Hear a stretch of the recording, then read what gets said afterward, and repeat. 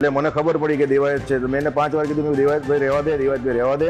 છેલ્લે જેનું દેવાયતનું મોઢું ખુલી ગયું એટલે કરીને તેના માન નાખવાનું થાય છે. તું જો કેસ બેસ કરતો મારી હરિયામાં પણ એ કોઈ માન્યો નહીં એટલે પગ મારી ના માર્યું અને આ રિવોલ્વર તારા હાટું જ લાવ્યો છું 2 નંબરની.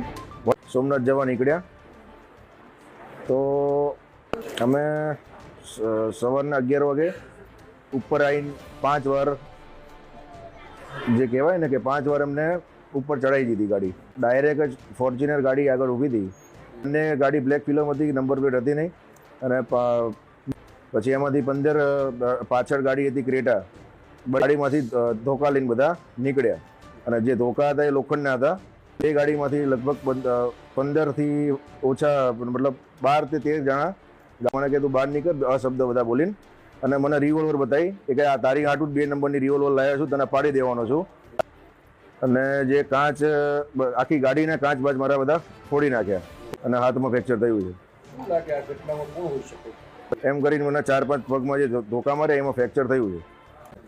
12 થી 15 જણા બધાએ મોઢું બાંધેલા હતા. પછી કોઈ હોઈ શકે નહીં, દેવાયત ખવડ પોતે જ છે. બધાએ જે 12 થી 15 જણા હતા મને ખબર પડી કે દેવાયત છે તો મેં એને 5 વાર કીધું મેં દેવાયતભાઈ રહેવા દે. છેલ્લે જેનું દેવાયતનું મોઢું ખુલી ગયું એટલે જો કેસ બેસ કરતો મારી હરિયામાં. હુમલોમાં એવું હતું કે કાલે હું ભાવનગર હતો, ભાવનગરથી પણ એ કોઈ માન્યો નહીં એટલે પગ મારી ના માર્યું અને કે આ રિવોલ્વર તારા હાટું જ લાવ્યો છું 2 નંબરની. વડાકો કરીને તેના માન નાખવાનું થાય છે. તું કોઈ બીજા કોઈનો કે તું અમારા આ એરિયામાં ના આવી, સોરી ગીર જવા નીકળ્યો હતો તો મને ઇન્સ્ટાગ્રામમાં મેસેજ આવ્યો હતો. એમને ટૂંકમાં અમારા ગામમાં જે મારા દાદાનો જે પ્રોગ્રામ રાખેલો હતો એમાં એ નહોતા આવેલ એવો મેસેજ હતો. મેં સ્ક્રીનશોટ પાડેલો છે કે શું હતું હું તમને જોઈ 8 લાખ રૂપિયા મેં આપીને બોલાયા હતા તો પછી છતાં એ આવ્યા નહીં. તો અમે એને એ વખતે 8 લાખ રૂપિયા આપીને બોલાયેલા હતા. એ તો મીડિયામાં બધાને ખબર જ છે તે કર્યું છે એમ. એ રીતના એને એમ કે તે મારી ગાડી પાણીમાં નાખી દીધી, તે મારી ગાડી પાણીમાં નાખી દીધી. આપણે એવું કશું કરેલું જ નહોતું.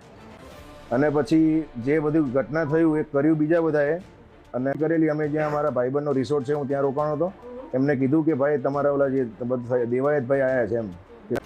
હા તો આપેલા તમે કાલ રેકી કે કોઈ કર્યું હશે? હા રેકી કાલે જ તમારા પર હુમલો થયો. રેકી પાછળથી આ રીતના એમ મારી પર વાર કરશે એમ.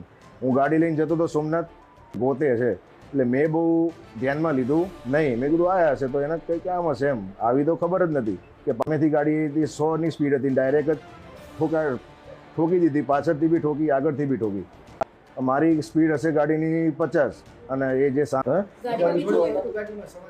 ગાડીમાં અમે 3 જણા હતા અને ઉતરીને બધા ધોકા લઈને નીકળી પડે. એ લઈ ગયા, એ લૂંટ કરી. હા ચેન મારો 15 થી 17 તોલાનો હતો, બિલ બી છે મારી જોડે. તો ચેન લઈ ગયા અને 42 કે 43,000 રૂપિયા સમથિંગ પડ્યા હતા. તો કે તું અહીંથી નીકળી જઈને કે તને માન નાખશું અમે. હા પછી તમને ના બીજાને તો પછી એક જણો વિડીયો ઉતારતો હતો. પછી અમે ગીર ગયા, ત્યાં આગળ કોઈ દવાખાનું હતું નહીં એટલે પછી અમે અહીંયા દાખલ થયા. કાલ રાત્રે નહીં, આ બધો બનાવ આજે 11 વાગે થયો. હા ફરિયાદ કરી છે ને.